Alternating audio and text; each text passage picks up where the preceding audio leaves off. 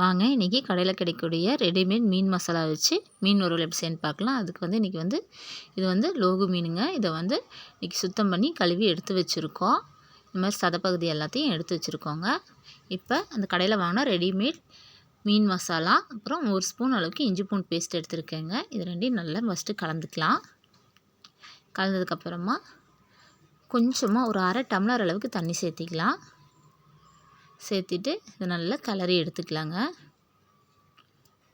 நல்லா கிளறி விட்டுக்கலாம். இந்த மீன் மசாலா ரொம்ப டேஸ்ட் சூப்பராக இருக்குங்க.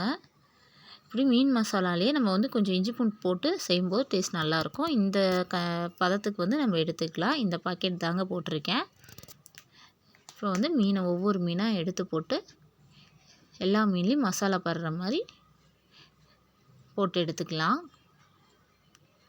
பார்த்திங்கன்னா தெரியும், எல்லா பக்கமும் மீன் மசாலா படுற மாதிரி போட்டுக்கலாம். எப்பயுமே ரெடிமேட் மசாலா கூட கொஞ்சம் நம்ம இஞ்சி பூண்டு பேஸ்ட்டும் சேர்த்து செய்யும்போது டேஸ்ட் ரொம்ப நல்லாயிருக்கும். இப்போ ஒவ்வொரு துண்டாக எடுத்து மசாலா தடவி தனியாக பிளேட்டில் எடுத்து வச்சுக்கலாம். இதே மாதிரி எல்லா மீனையும் நம்ம மசாலா தடவிக்கலாம். ஒட்டுக்காக போட்டு மசாலா இது பண்ணுறத விட இப்படி ஒவ்வொரு மீனுக்காக நம்ம மசாலா தடவும் போது நல்லா எல்லா பக்கமும் உப்பு காரம் இறங்கும். பார்த்திங்கன்னா தெரியும், எல்லா மீனையும் கிளறி வச்சிட்டோம். இது 1/2 மணி நேரத்துலேருந்து 1 மணி நேரம் நல்லா ஊறி வரட்டும். இது போட்டு தட்டு போட்டு மூடாமல் இப்படி காத்தோட்டமாக வைக்கலாம். ஒரு 1/2 மணி நேரம் இல்லைன்னா ஃப்ரிட்ஜில் கூட நம்ம வச்சுருக்கலாம். இப்போ இன்றைக்கி தோசைக்கல்லில் தான் நம்ம வறுக்க போகிறோம். இப்போ கொஞ்சம் ஆயில் சேர்த்திக்கலாம்.